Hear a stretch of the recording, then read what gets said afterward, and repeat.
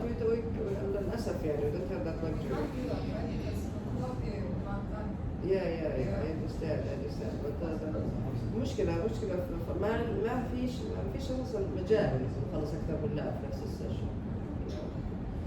طيب anyway, but and then in Ramadan إن شاء الله, I'm pretty sure they did not announce it yet, but I'm pretty sure in Ramadan they will make the break half an hour, just like last year. I think so. So if the break is half an hour, so this means that all labs are going to end at 4:30, not at 5. That's the only thing that they change. Again, that's not really helping. I know. Yeah, and then classes that start at 9 still start at 9. Still, yeah, they don't do it. They don't really make any changes in Ramadan other than, making the break shorter. What is it? بالضبط كل سنة نفس المشكلة، كل سنة كلهم نفس المشكلة. طيب. وانتم على الأقل قاعدين، احنا نقعد نبرد 3 ساعات والله. Alright everyone, yeah. So chapter 6, methods. Methods is just another name for a function. That's it. A method, a function, the same thing. إذن تدور. يلا. طيب. Look at this problem here. Find the sum of integers from 1 to 10, from 20 to 30, and then from 35 to 45 respectively. Alright? Now, if we don't know about methods, if we don't know how to create our own method, we can basically, to solve this kind of problem, we can repeat the code. صح ولا لا? One loop is from 1 to 10, another loop is from 20 to 30, and then the third loop is from 35 to 45. But then the code is very similar to each other, right? It's very similar. So how can we fix this so that we don't repeat the code over and over again? How can we fix this? Again, you create a method for this to calculate the sum basically. You pass whatever numbers you want to calculate the sum for to that method, and that's it. You do not need to rewrite very similar code. You see here, the only difference is where it starts, where it ends. That's it. That's the only difference. Otherwise, it's exactly the same. So here we go. How can we do it? We can simply create a method for it. Let's look at this. Now, so far we don't know at this point, we don't know what public and static means. Okay? We will keep them. So when you create a method, number one, you cannot create a method inside another method. No, of course not. So this is the main method, you create a method outside it, of course. When you create a method, what do? You put the header for the method. We do not have something called the define keyword here, just like in Python. No. There you go, you create the main method, you put the header, خلاص هذه صارت method. That's it. The same thing for any other method that you create. So you start with you put the header. What do you put in the header? Public and static, these are called modifiers. What do they mean? We don't really care what they mean right now. Okay, so let's keep them. Later on we'll understand there is public, there is private, there is other stuff. We can put static or we cannot, or sometimes we don't put static. They mean, when we learn inshallah about object-oriented design, we will go back to this part. So for now, public and static stay. Then you put the return type. What does this method return? What is the type of the value that this method returns? What is the type of the value that this method returns? Int. Very good. Now the return type can be anything. It can be int, double, string. It can be any type of object. Inshallah we will learn about arrays. It can be anything. Type. Then the name of the method. Here it is. The name of the method always, just like a variable, starts with a small letter. Unlike a variable, method names are always verbs. We use nouns for variables, we use verbs for methods. Then, between parentheses, you put the parameters. Maybe the method has one parameter, maybe it has 10 parameters, maybe it has nothing. And, when you put the parameters, what do? Again, in Java, you always need to specify the type, always. So, when you put the parameter, you put the type of the parameter first, then the name. Type, name, type, name, etc. Or maybe it doesn't accept any. Then you open brace, you close brace, inside it, this is where you put your code for the method. So this method here has two parameters. What does it do with it? Int sum is 0 for int I is I1, whatever value it receives here.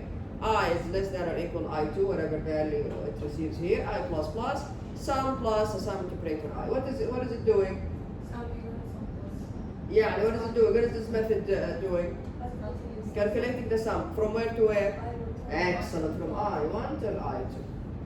At the end, if not necessarily even at the end, عادي ممكن in the middle sometimes. Then, if the method returns a specific type, like int here for example, you need to see a return statement here. The return statement returns the same type as the return type here in the header. So return sum, this sum should be an int value. طيب, if it doesn't return anything, what do we put? Void, excellent. It's like the main method, public static void. The main method does not return anything. No return statement means you have to put void here. And that's basically it. What is it? It's void instead of the return type. So if it doesn't return anything, you put void here. Leave. Huh? Yes. You have to put the return type. So again, public وstatic والreturn كله هذا ثابت. Public static لا compile it will not let you run. طيب, how can we use it now? You call it عادي, you call it from anywhere in the code. Here we call it from the main method. System.out.println sum from 1 to 10 is plus, here we go. This is a method called sum 1 till 10. When we reach this point, we will jump to the sum method. The sum method receives 1 in I1, 10 in I2, execute, and returns the sum. Sum 20 to 30, sum 35 to 45. There we go. Okay? Questions so far? Questions? Fine. So a method is a collection of statements that are grouped together to perform an operation. Alright, here we go. This is the method header.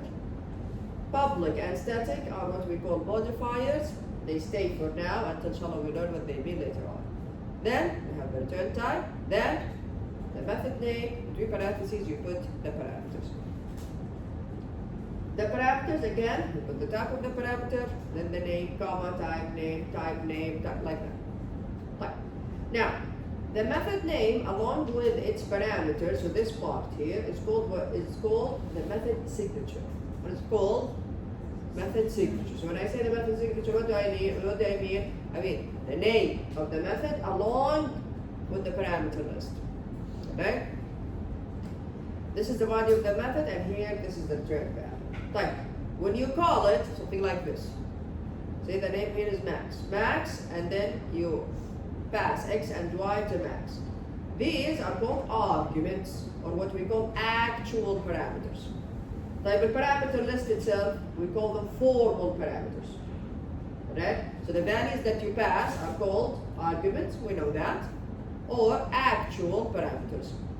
The parameter list here in the method header, what do we call them? Formal parameters, or parameters in general. So this is the method signature, method name and the parameter list. Formal parameters, these are the formal parameters. The variables defined in the method header are known as formal parameters. When a method is invoked, it's called, you pass a value to the parameter. This value is referred to as actual parameter or argument. Then here we have the return type. A method may return a value, may.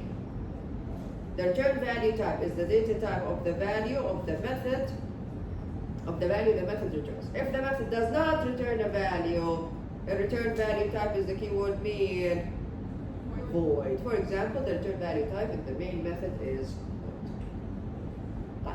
Yeah, let's look at this very simple example. So testing the max method. So this is the max method. By the way, the return type and then the type of the parameters do not have anything to do with each other. Understand that, yeah?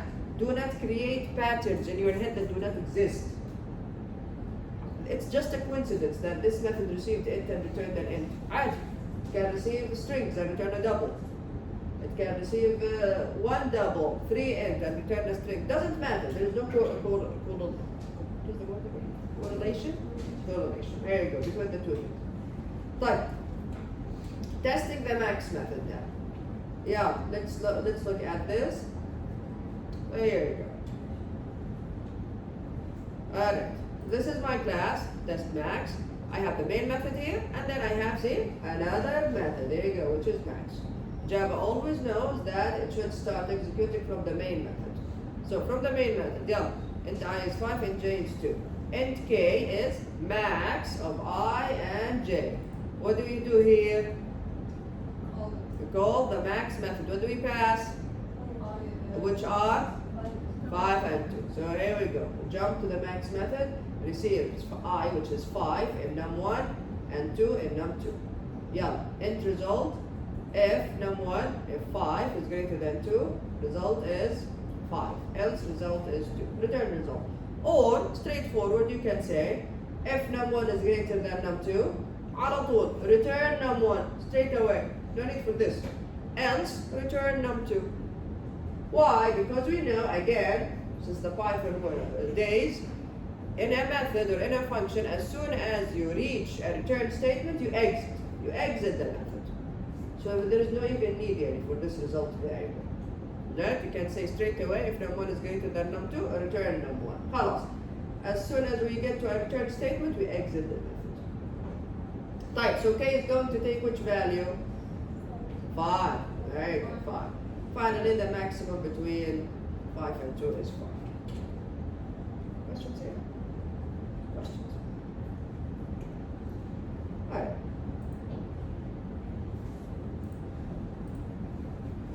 So this is exactly what we did just now. We get to this part, we call the max method. The max method receives the arguments with its parameters, executes, and then returns the result. Right. So here we go. I here is 5, j is 2, invoke max I and j. Here we jump to max, pass the value of I to num1, pass the value of j to num2, and do the whole thing here inside, and then finally return the result, which is 5. 5 goes back to where this method was called from, and then in this case it is assigned to k. Right. Caution. A return statement is required for a value returning method. Yes, you can't put int here and there is no return statement. Can't. The method shown below in A is logically correct, but it has a compilation error. Why? Look at this. Look at this. Public static int side int n. Like, if n is greater than 0, return 1. Else, if n double equals 0, return 0. Else, if n is less than 0, return -1. The compiler does not accept this method. Why? Why do you think so? Is it?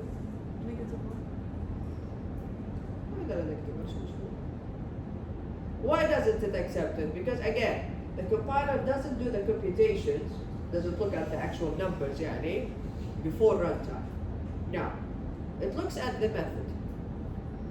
It says here, if this is false, and this is false, and also this is false, there's no return statement.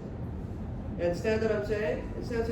So here the compiler, again, we know that yes, if it's not greater than 0, and it's not double equal 0, it's definitely less than 0, correct? Huh? But the compiler doesn't do the computation, doesn't look at the actual numbers. Now, the compiler here says, if all of these are false, so if this is false, and this is false, and also this is false, we will not reach a return statement.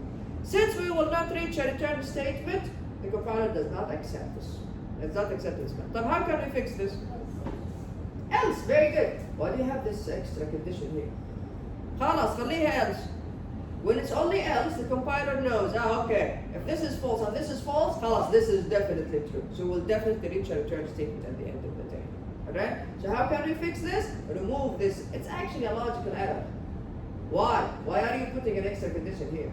Even if the compiler accepts it, yeah? Even if we assume that the compiler accepts it, why are you putting this?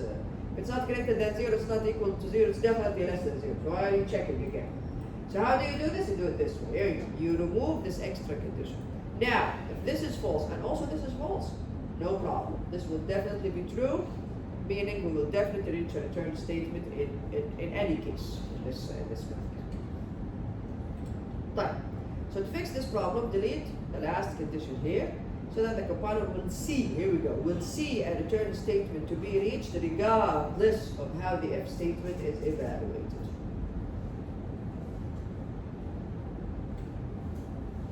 Right. Reusing methods from other classes. You can create a class, add it, just like we usually do. And then in another class, you can create a class, put your methods there, and then in another class, call the methods from that class, from the class that you just created. How? No need for import if they are in the same package. Don't worry about the import for now. Don't worry about the import. Okay, so we did not learn about the import here. We only learned about the import from the Java library. Again, but if the classes are in the same, basically, folder, you don't need the import statement. Right, how can I call it? Huh? So using the method name straight away? If it's in the other class. How will the compiler know where is the method? Class name, very good. Use the class name. Use the class name. So, one of the benefits of methods is for reuse. This is actually one of the most important benefits. The max method can be invoked from any class besides the class where this method is found, test max. If you create a new class test, for example, you can call the max method from the test max class. How? Test max dot, there you go, test max dot max. So if you create a new class test, you can invoke the max method using class name dot method name. So test max dot max. Okay?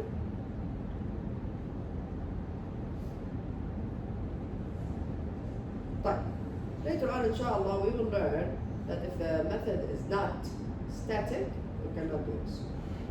But now, since we know that all methods are public and static, we can do this. Later on, we will learn that if the method doesn't have the static keyword in its header, we cannot call it using the class name. We actually need to create an object. Alright. Call stacks. What really happens when methods are being called in Java? Not only in Java, and this happens in every programming language. Like Abdullah on the table, quickly. Quickly.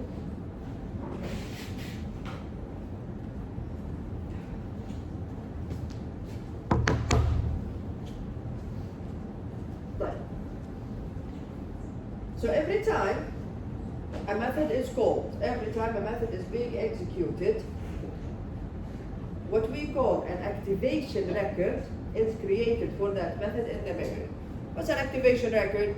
Basically, a specific space that is reserved for the method in memory. Okay? In that space, we will store the values for the variables, if it calls any other methods. Like. Now we know that Java always starts executing from where? Hi Ronnie, where does Java start executing? From which method? Main method. Yes, and where does Java start executing from? The main method. What are you doing? اللي قاعدين نسوي ركز معي. Razan, where does Java start executing from? The main method. So the main method starts executing so without having to call it. يعني in Python we had to call the main method. Remember? We had to call it at the end of the code. But in Java we didn't have to. Right. So the main method starts executing.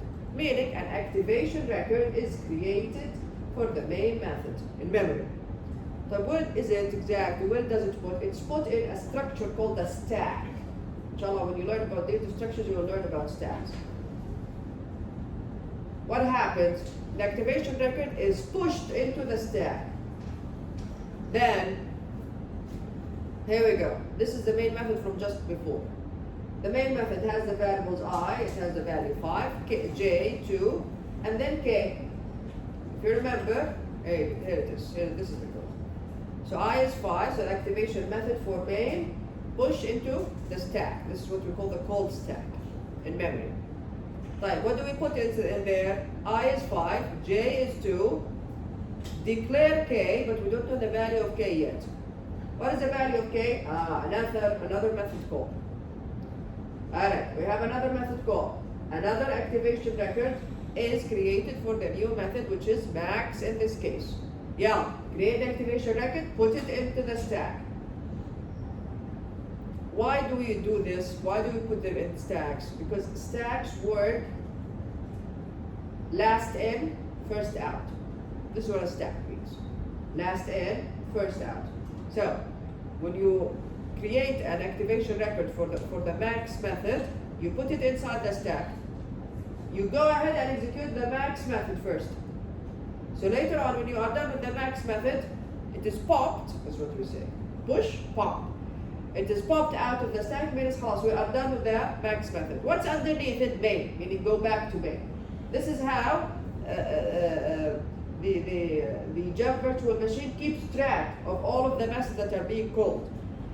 And how does Java virtual machine keep track of the methods being called? Okay, this one calls this one, and this one called this one. Add 10 methods calling each other. How does it keep track with the call stack? Every time a new method is created, they will create activation record, put it in the stack. When you are done with it, pop it from the stack. And then what's underneath it? The method that just called it. Okay, go back to that, continue execution. This is how it keeps track of how methods are calling each other. Right, so an activation record is created for Max. Here you go. Push it into the call stack. Max receives the value, which is 5 in its variable num1 and 2 in num2. It executes, and then it returns a result which is 5. 5 is then returned to the previous, to k, from the main method. Like what happens to the activation record for the max method is popped. Now خلاص, we are done with the max method, done. To go back to the previous method, pop this out of the call stack. It's popped, it's removed, خلاص, bye-bye, max method. We are done, it's not going to use any more space in memory. It is. Who called this method the main method? Yalla, go back to the main method, continue executing. So 5 now is returned here, assigned to k, and we have one more statement to execute. The one more statement is actually a call to another method, and here println method. So if we want to get technical here, another activation record is then created for the println method. Println method is in the Java library. You jump there, you execute, and you come back here. Okay? And that's it. This is what a call stack means. So call stacks means it's a structure, it's a way of how the Java virtual machine, not only the Java virtual machine, every programming language really, keeps track of all of the methods that are being called. Like void method, this type of method does not return a value. Let's look at this. Just void method. Yeah. There we go. We have the main method and then we have print grade. See? What is the return type of print grade here? Void. Very good. It receives only double. Type. System without the print grade is print grade 78.5. Jump to print grade, receive 78.5 and score. Do this. If score 78.5, it's here. 78 here. System without the println, C. Halas. That's it. No return, no nothing. Go back, continue. The grade is again another call. 59.5. Receives it here. 59.5 F. And then go back, no more code, we're done. Okay? A void method does not have a return statement. Questions? Yes, go We ahead. don't need to put the main. Huh? We don't need to put main. What do you mean? So main method. This is the main method. What are you talking about? It's the first one. IDB. IDB? Oh, okay. Yeah? I just stopped. Yeah? Where do we use it if it's not going to return anything? Okay. Later on, inshallah, when we learn about object-oriented design, you will see that a lot of methods that are void are used to manipulate global variables. We'll see later on, inshallah. They are used to change them, yes. They are used to change their value. Global variables later on. So global variables are variables that are created outside methods. Inside the class, but outside the methods. So we use void methods usually to print something like this, usually most of the time, or to manipulate global variables. Because if you are manipulating the variable, why do you need the return type? You understand what I'm saying? Yeah? And then we will also learn that global variables are called attributes. But this one later. So void methods, usually printing or manipulating global variables. طيب, passing parameters. Alright, let's look at this example. So public static void, here you go, does it return anything? What is the name of the method? And print. Receives what? Strings, message, and then int n. Very well. For int I is 0, I is less than n. What does this do? Prints message, how many times? N times. Very good, very good. So this prints message n times. Like, suppose you invoke the method using int println, welcome to Java 5. What is the output? Yeah? What is the output? Welcome to Java 5 times in 5 separate lines. What about this one? Computer science 15 times. And what about this one? Can we do this? Can we do this? Now, when you are calling a method and you are passing arguments, the arguments need to match the parameters in order. Okay, so you cannot do something like this. This will not let you run actually the code. Okay? When you are calling a method, passing arguments, the types of the arguments need to match the parameters that are seen. Yeah, here they are switched, you can see. Let me zoom in. There you go, they are switched. So if I 15 first, then the string first. This one?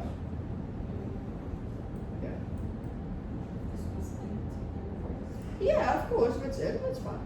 Yeah? They should match. They should match.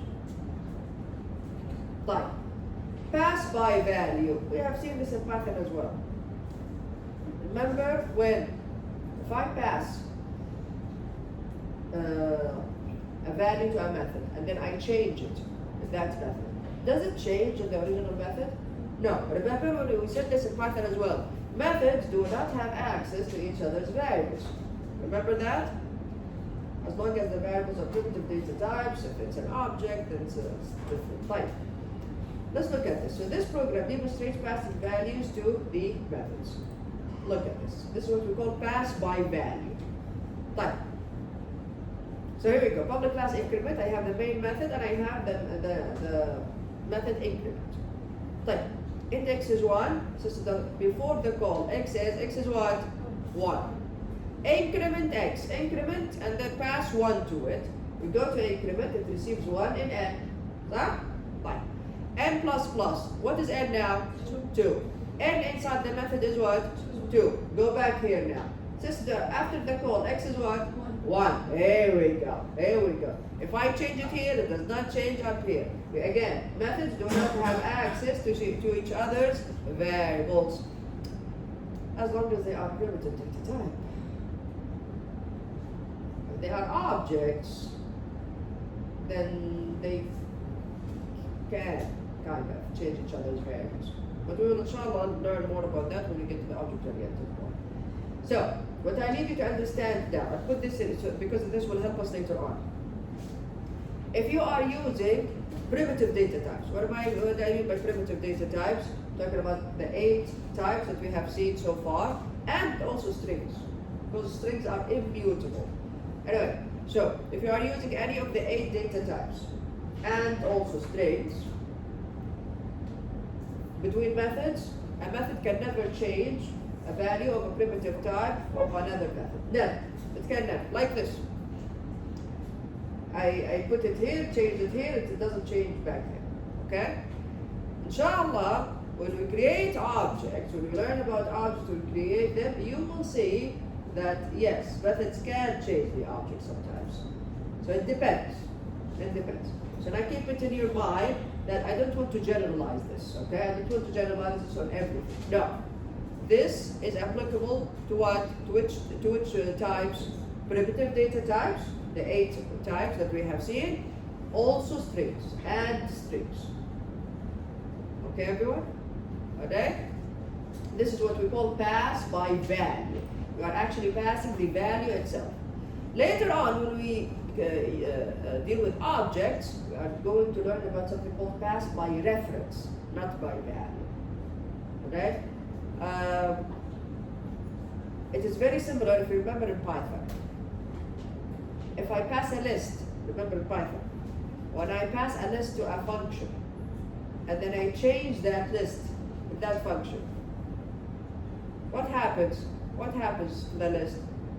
If I go back, it changes. Remember that? Remember? Why? Because that's not passing by value, that's passing by reference. Alright? List is an object actually.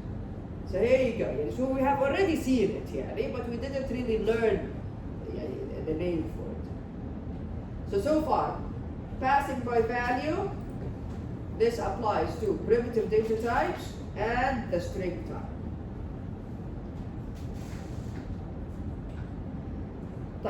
Here we go. Again, this is the stack for exactly what we did before. Modularizing code. Methods can be used to reduce redundant coding and enable code reuse. Methods can also be used to modularize code and improve the quality of the program. Remember the greatest common divisor example? Remember it? Remember it that we have seen before? Instead of having the code inside the main method, you can create a method for it, and then you can use it whenever you want. So here we go.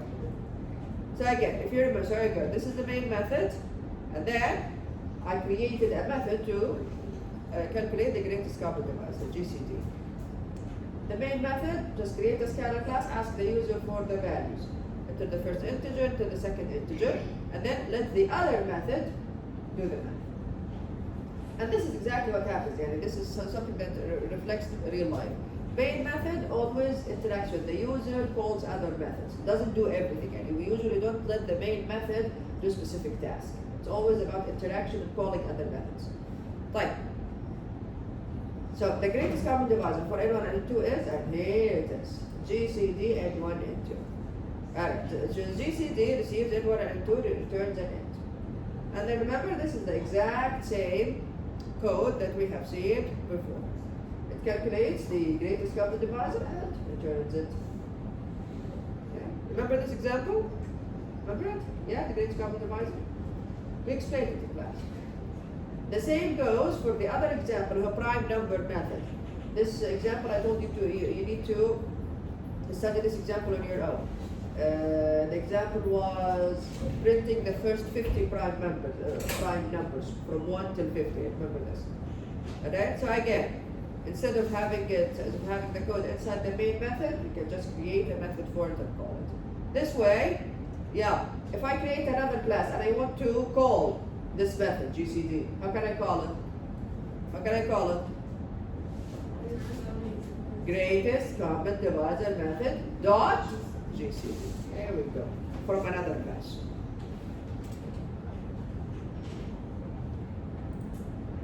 Right. Case study, as usual, everyone. I told you, like, case studies are very useful in giving out examples about real life scenarios, giving you actual long code that you benefit from. Make sure to study every case study that you have in every chapter. Then we have overloading methods. What does this mean? What does overloading methods mean? We kinda know this because we use it, but now we know the name for it.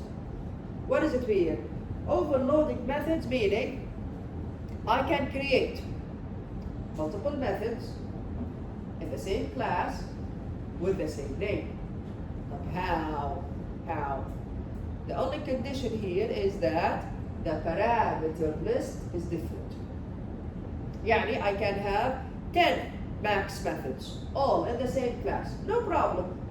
As long as the parameter, another return type, the parameter list is different. Why?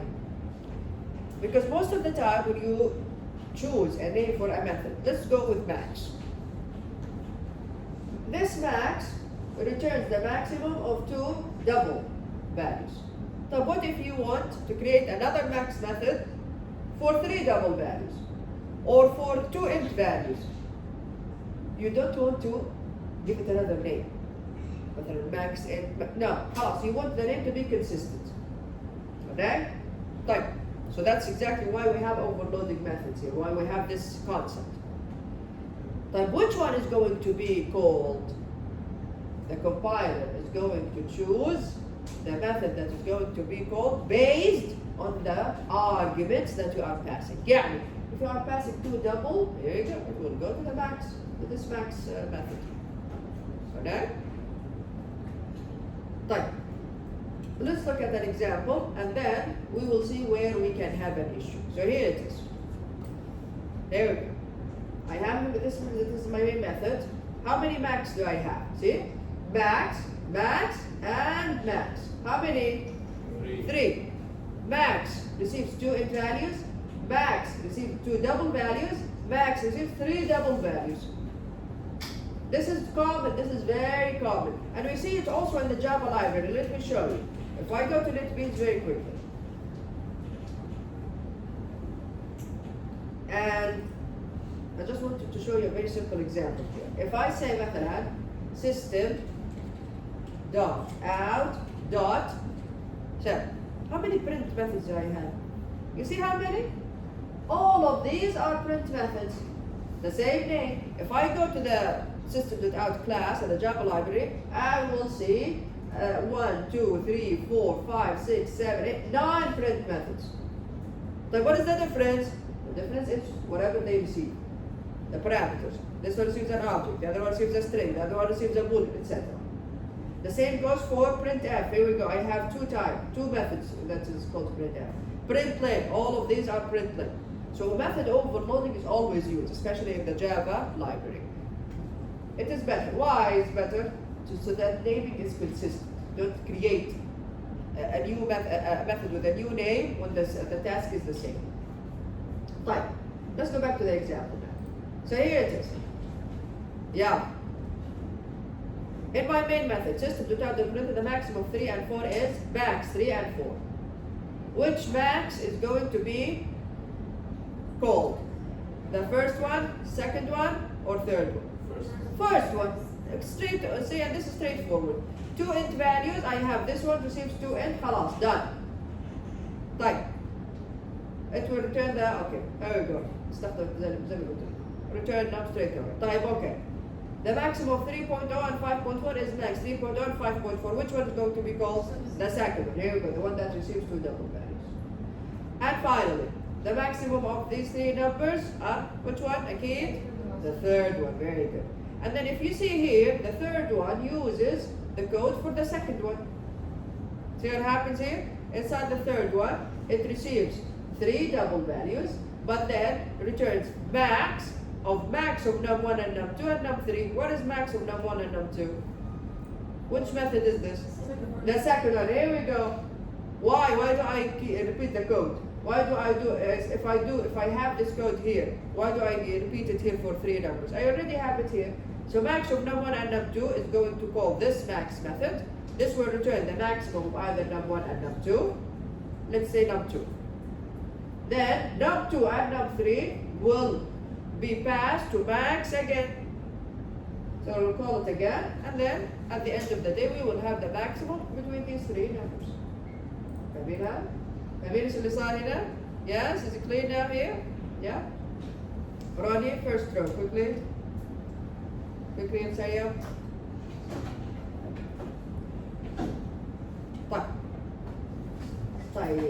Can we have an issue here? Yes, we can. If the compiler gets confused about which method to call. The compiler gets confused about which method to call. This is what we call ambiguous invocation. So sometimes there may be 2 or more possible matches for an invocation of a method. But the compiler cannot determine the most specific match. This is referred to as ambiguous invocation. Ambiguous invocation calling, yeah? Invocation means calling. Good one? Ambiguous invocation is a compiler error. Meaning, you cannot run the code. What does this mean? Look at this example here. Well, I have max and I have another max. And then from the main method, system to calculate max 1 and 2. Now here, the compiler will not let us run the code. Why? Look at the first max method. The first max method receives what and what? Int and double. What the second one? Double and int. Type here 1 and 2. 1 and 2. 1 is int, so it matches this.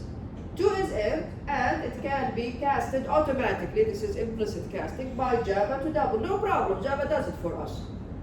Okay, so I can call this one. But also, here, 1 can be cast to a double straight away automatically by Java. They have nothing to do with it. And 2 is an int. So here we have 2 matches. In this case, you will see the compilation error, meaning it will not let us run the code at all. How can we fix this?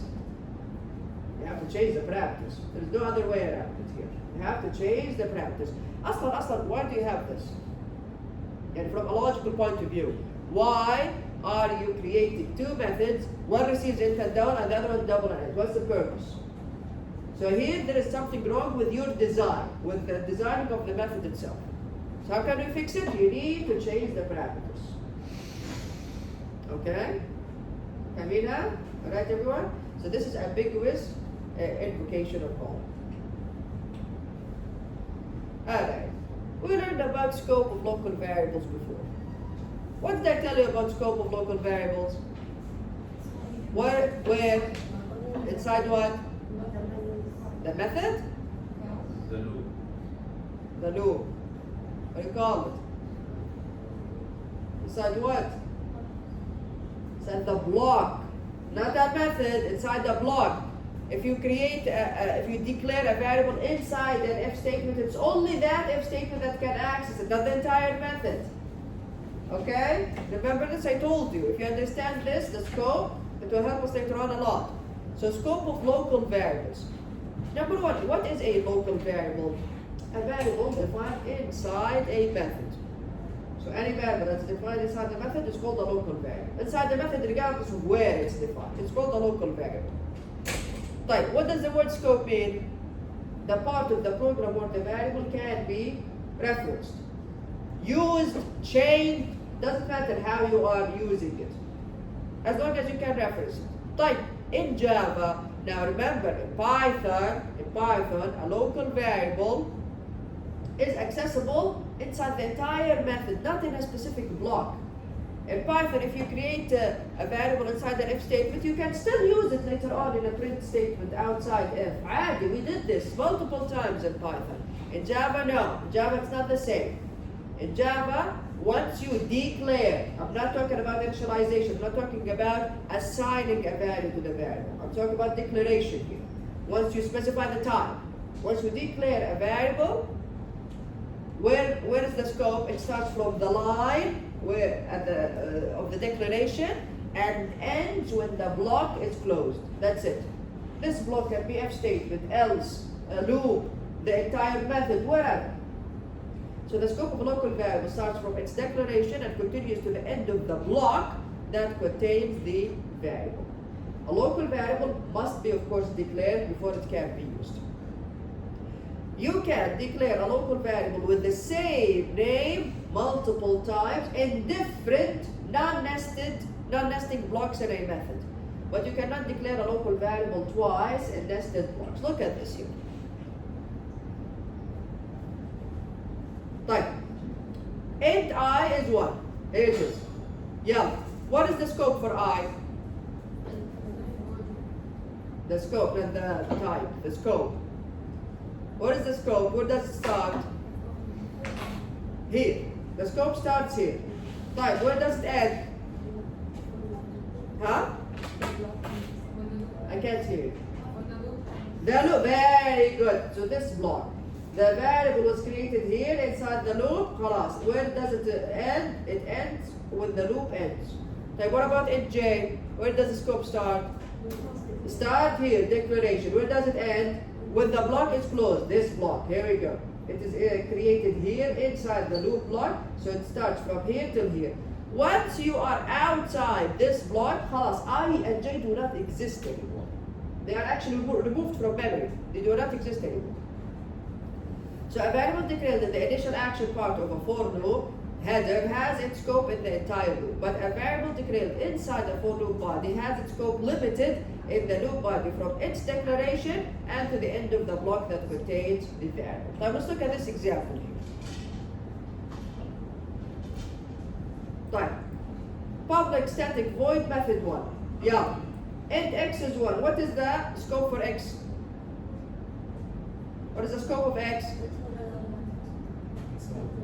The entire method, كلها. From here, from this line till the method is done, till this, the end of the method, which is here. What about y? The same thing, from this line till here. Type. Int I now, this int I. Where does it end, the scope? The first for loop, here. Type int I, this one, the second. That's why we can do this. This is fine. This is completely fine. Int I, why? Because this I and this I, they have nothing to do with each other. Completely separate values. This int I, this I is only accessible here. When you get to this point, خلاص, I does not exist anymore. The other I here is only accessible here. فاهمين علي؟ So when يعني after this point, every change that you make to I is you خلاص, you don't care even about it. You cannot even access it. So when you declare it again, it's as if you are declaring. It's not as if you are actually declaring a new variable. طيب, look at this one here. Can I do this? I cannot do this. Int I is 1. Int sum واضحة. Sum from this line till the end of the method. Int I from this line till the end of this method. That means I cannot declare it, meaning create another variable with the same name.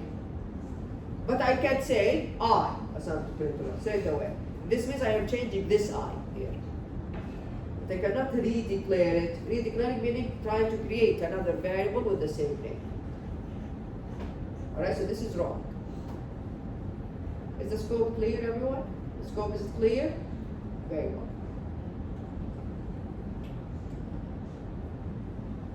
Type. Yeah. X, what is the scope of X? The entire method, correct method. From here till the end of the method, here. Y? The same thing. From this line till the end of the method. Type. I, this I here. The first for loop. This I here. And the second for loop. Type. Is this correct here? What's happening here? Very good. It declared X and then declared it here again. This is not correct. You cannot do this. Alright? You cannot redeclare. You can use it, you can use this X, change its value, use it, do whatever you want with it, but you cannot redeclare it again. Try to create a new variable with the same name. Method abstraction. We talked about this in Python. What does this mean? Remember it? Black box. The method is a black box. Remember that? The content of the method body is a black box that contains the detailed implementation for the method. As long as we have the method signature, yani the name of the method, parameter list of the method, and we know the return type, خلاص. Do you really need to know about the implementation? No. Do you know what is the implementation of the println method in the library? No. What about the implementation of the scanner class? Do you know? No. There we go. But we use it. We use it. So, as long as we know that we have the signature of the method, the name of the method, and the parameter list, and we know the return type, and in which class it exists, so that we can actually call it, we are done. We are done. We can use it straight away without having to worry about the implementation. Benefits of methods, again, we are just repeating ourselves here. Write a method once, reuse it anywhere. Information hiding, we will learn about this inshallah later on, especially in object-oriented design. You can hide the implementation from the user. Yes, especially if you change the modifiers. Instead of public, leave it private. But, and then it reduces complexity. Yes, instead of having one method do multiple tasks. This is what we have been doing so far with the main method. Now, خلاص, main method for interaction. What is the task? Finding the sum, create a method for that. Greatest common divisor, create a method for that. Calculate the area, create a method for that. Here we go. Reduce complexity so that methods have simple tasks. Just call them. طيب, again, another case study, generating random characters. The concept here is very clear. We use the math.random method, but to generate characters, not numbers. Not numbers. It's actually fun to look at this case study, so make sure to study it. Yeah, and here we go. Then we created a class from here, and then we can use this class anywhere we find it. Stepwise refinement. We learned about this in Python as well. Remember divide and conquer? Remember it in Python? When you have a system, basically when you have a problem that you're trying to solve, what do? You keep dividing it into smaller tasks, and then you get to the simplest form of these tasks, and then you create methods for each of the tasks. Here we go. This is it. This is what we call divide and conquer or stepwise refinement. So the concept of method abstraction can be applied to the process of developing programs. When writing a large program, you can use the divide and conquer strategy, also known as stepwise refinement, to decompose it into sub-problems. So you have your problem. Yeah, I'm trying to create a website, or I'm trying to create a program for students, whatever. There you go. Now divide it. Decompose it. So the sub-problems can further decompose into smaller, more manageable problems until you get to the simplest form of these tasks. What do you do there? You create methods for each of these simple tasks, and then your system will be a combination of all of these methods together. Let's look at this example here. We're going to apply stepwise refinement. This is a really nice example of a problem that is a real life problem. Look at this. Let us use the print character example to demonstrate stepwise refinement approach. What do we do here? We ask the user to enter the year, and then the month in numbers from 1 to 12, so the number of the month. And if they want January, they put 1, for example. What do? We print the calendar of that month. Yeah? This is not an easy problem. We print the calendar of that month in that year. Right. Let's look at the code. The code is long, of course, obviously. Print calendar. Look at this. Nice. Yeah? There you go. This is a very nice example of a program. I have my main method. How many methods do I have? I have print month, print month title, get month, print month body, get start day, get total number of days, get number of days in a month, is leap year. All of these are methods in this type. I'm going to go over it very quickly. So I put the scanner class, created my scanner, I asked the user, yalla, enter the full year. I stored in year, enter the month in numbers, I stored in month. Then, that's it, see? The main method ends here. Print month, year, and month. Go to print month. Print month receives it, calls first print month title, the title. There you go, print month title. Uses another method to get the name of the month, get month name. What is get month name? Here it is. It uses switch case. If the user says 1, it's January. If it's 2, it's February. Returns the name of the month. Go back here. There you go. So the name of the month is returned here. Type. Print the year, print this, and print here we go. This is the header. Type. Now what? Go back here. Print month body now. Yeah, print month body. We go now. Print month body. Print month body. Calls get start day first. Get start day, where is it? This is get start day. Received year and month. Get start day, What does get start day do? Specifies this the day on which the month starts. Is it Sunday, Monday, Tuesday? Which day does it start on? Right? Here we have a formula that we are using. Now, get total number, and then it uses another method, get total number of days, get total number of days in a month. Yeah?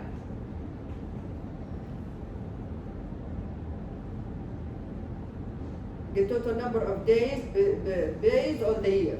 So here it also uses is leap year. Is leap year, here it is, where is it? It's down here. This is leap year. Remember the formula for is leap year? Is leap, remember it? To know whether the year is leap or not? Then go back here. If it is leap year, this means that we have 366 days, otherwise it's 365 days. And then depending on that, you can calculate the get number of days in a month, get number of days in a month, here we go. If it's January, if it's March, if it's May, it's 31, otherwise it's 30. Otherwise, if it's February, then we need to check if the year is leap or not. What is this yet? Additional operator.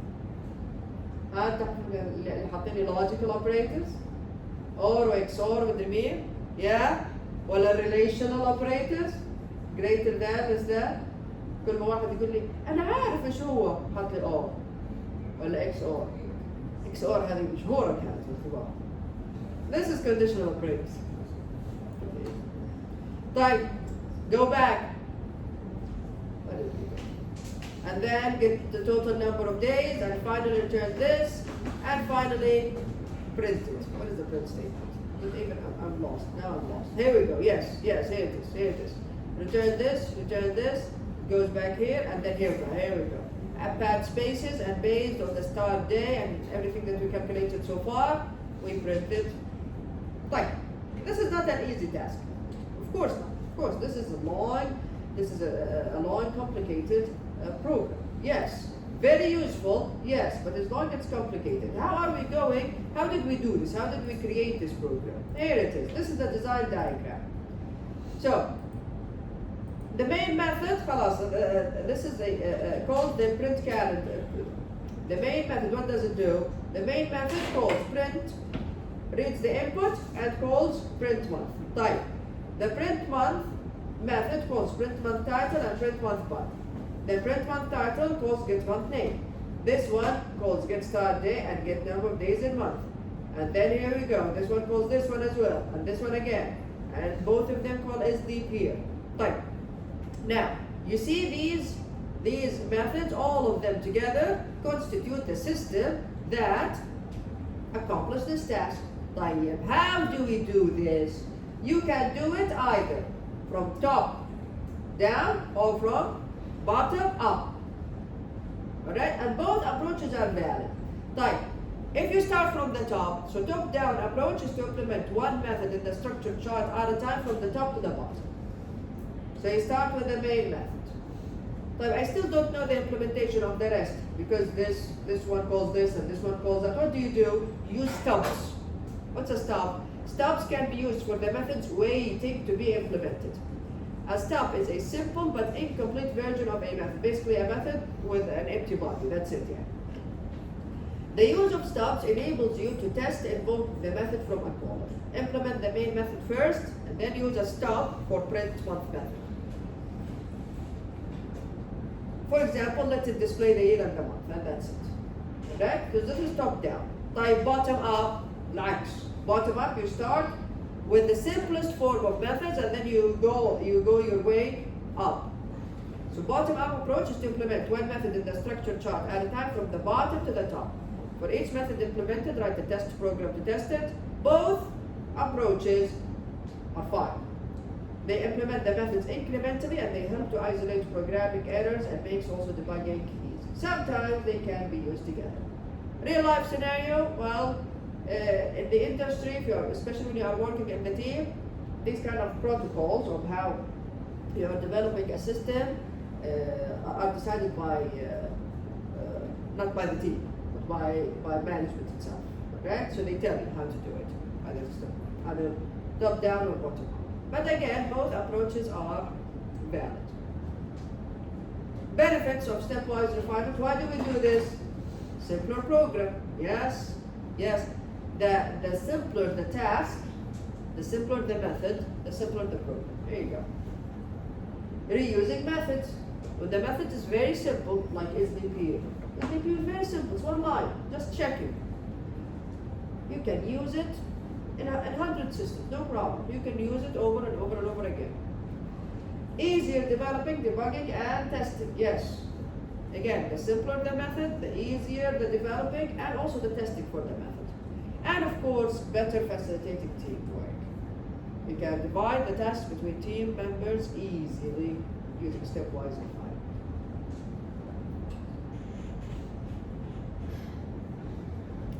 Questions? Someone يوم ركبت. Questions? انتم نعسانين صح؟ نعسانين. بدي بس تسلكوا كذا صح؟ عندكم اختبارات الاسبوع هذا؟ غير اللاب؟ طبعا.